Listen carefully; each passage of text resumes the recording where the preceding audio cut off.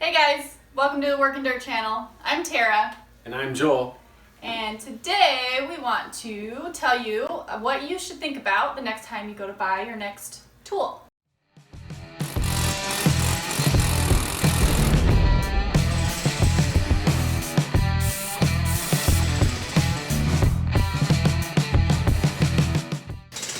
I just want to apologize for not having a recent video out.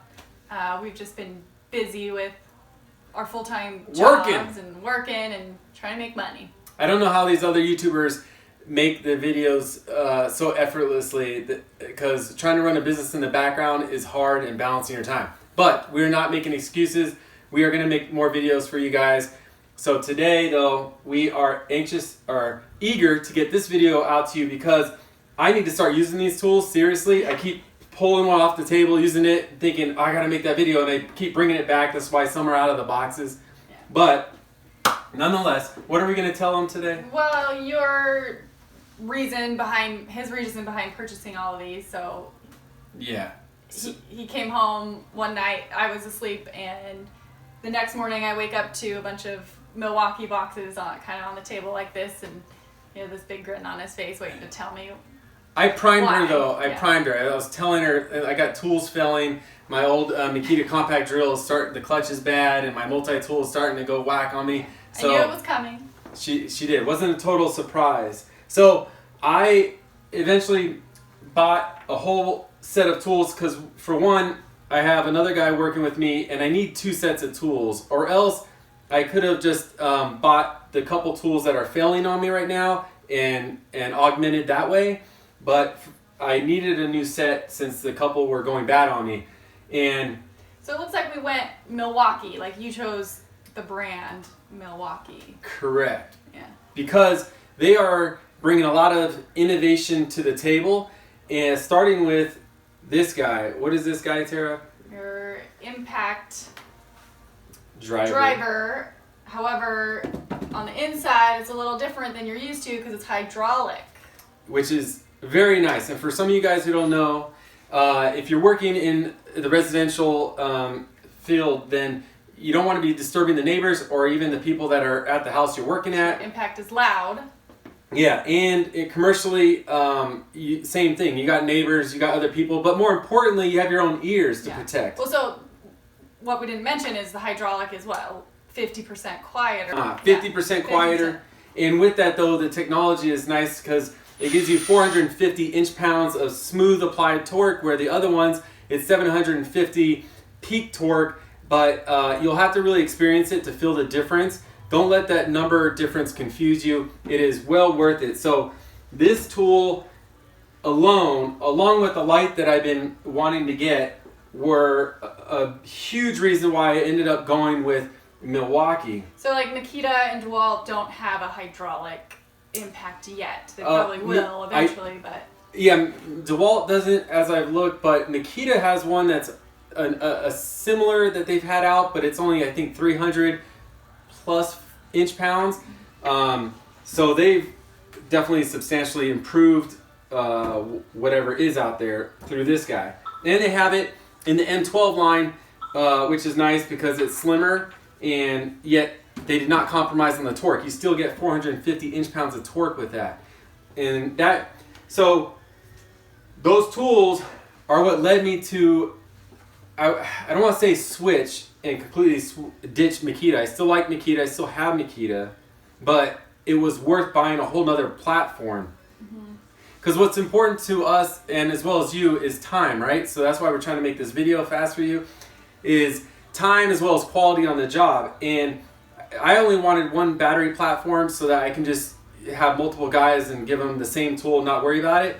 But to have tools like this come out, it does justify itself to actually just buy that tool by itself, or the platform that goes with it, and starting a new battery platform. If you're not busy, as far as like if you're just a hobbyist, then your tools that you're using now can work for you, and you deal with those minor inconveniences.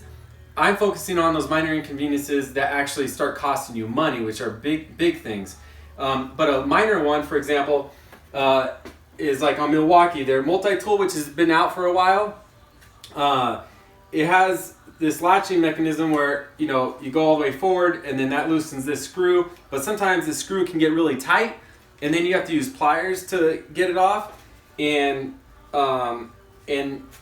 DeWalt is a little slimmer and it's easier to get theirs out. So their multi-tool might be a little better, I would say, which means that Milwaukee doesn't have everything perfect for you. So, but that's a minor inconvenience. I can still deal with it. It's still going to be dependable and strong.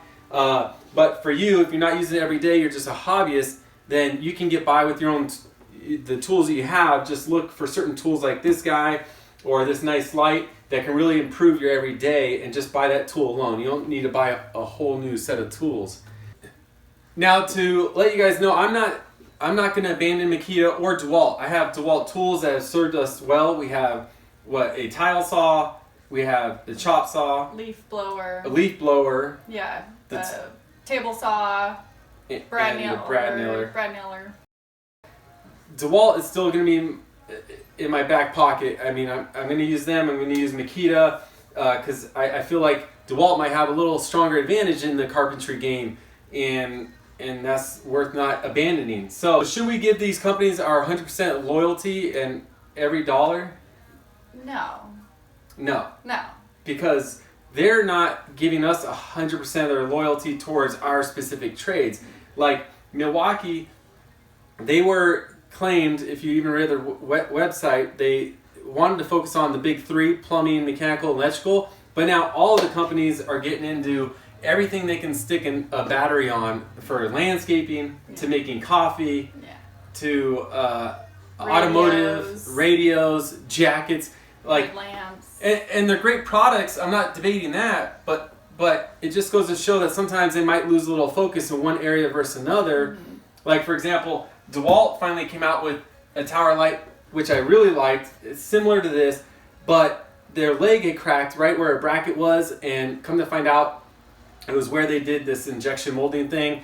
The guy said he went through customer service and warranty, and they sent him new legs with the same exact problem, which means obviously we didn't know. Same issue's going to repeat itself. Same issue's going to repeat itself, and they're such a big company, they obviously didn't pay the acute attention to exactly what the issue was and say, oh, sorry, maybe we should rebuild this or whatever. And so that's like an example of them spreading their energy too thin in all of the departments that they're trying to cover, and can't have a specific attention to detail in less amount of products. Exactly. And also, I think I have a picture here of, when you're talking about loyalty, are they being loyal to us when they sell us one toolbox under Stanley for $30, and same toolbox sold for $36? Stanley or DeWalt Fat Max box, great box, but still, I know Stanley Black & Decker owns DeWalt, but I don't know. They own DeWalt? Yeah, they own DeWalt, but I don't know. But they sell their stuff for cheaper because it's not like DeWalt's like a bigger name, I guess.